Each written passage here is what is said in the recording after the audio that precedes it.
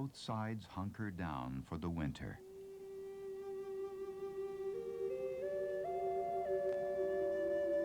The Modocs huddle together in the caves of the stronghold. Cattle herded in natural stone corrals keep them fed, and water is available from Tule Lake. But surviving in the lava beds is hard. It's really hard to imagine the hardship they went through, especially with the women that were there or the children that were there. It'd be hard enough on the men to do it.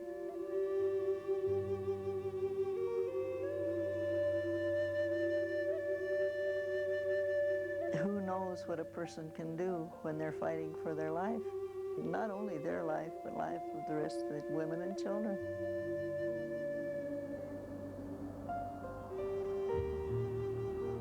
Winter is not the only reason for the lull in the fighting. A great number of Easterners thought the Indians were being mistreated, and there were peace committees forming in Philadelphia and in New York City and other places, putting pressure on the War Department to bring this war to a conclusion without further bloodshed. When news of the Army's defeat at the stronghold reaches Washington, the government creates a peace commission to go west to talk Jack out of the lava beds and onto a reservation. At its head is the silver-tongued Alfred Meacham. Ironically, this attempt at settling the war peacefully will only lead to more bloodshed and an unprecedented event that will shock the nation.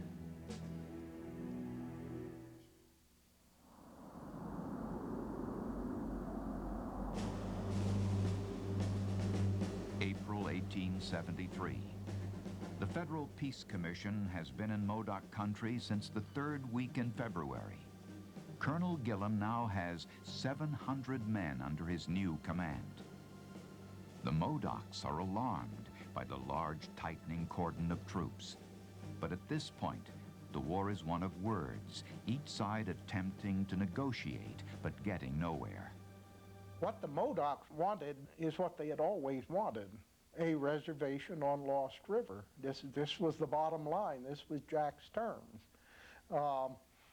And wanted the soldiers withdrawn, wanted amnesty for Hooker Jim's murderers of the Tule Lake settlers.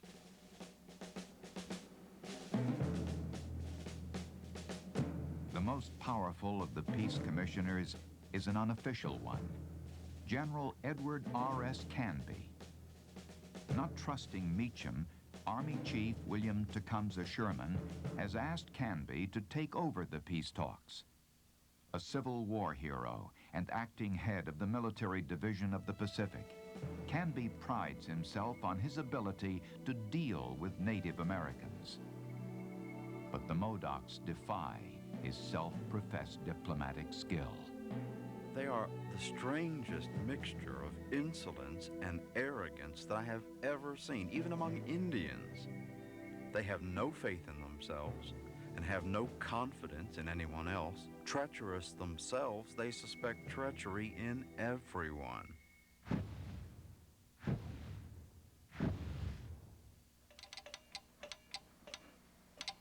Everything the commission does is under the spotlight of the press, which has descended on the peace talks in a feeding frenzy. The Modocs are big news.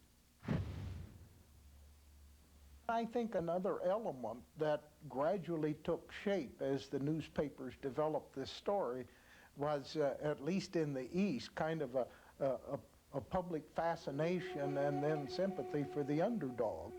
Captain Jack sort of appealed to a lot of those people. What neither the media, the military, nor the commission realize is the enormous pressure Jack is under from within his own camp. Many of the Modocs, urged on by Hooker Jim and curly-headed Doctor, are in a dark and murderous mood. They want Jack to make a deadly preemptive strike.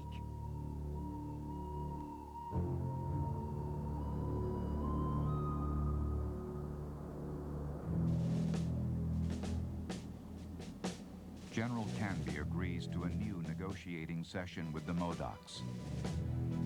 The meeting will be held at their neutral meeting place, a tent pitched halfway between the camp of Colonel Gillum and the lava beds. The day, April 11th, Good Friday.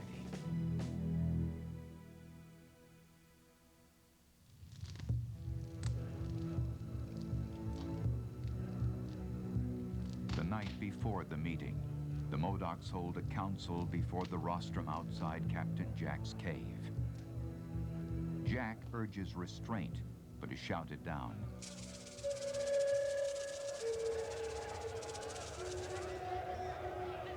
It is decided.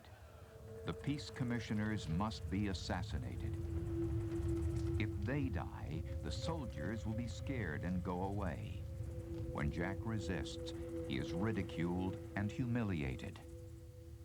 They got a woman's shawl and put it on Jack's shoulders, and he threw it off with indignation, and then they grabbed him and wrestled him to the ground, and then put on some women's clothes and called him an old lady who wouldn't fight.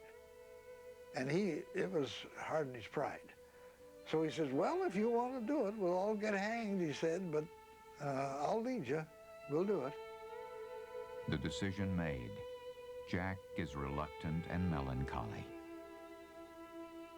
I feel as though I was lost and among strange people. My heart tells me I had just as well talk to the clouds and wind. My people, let us love life.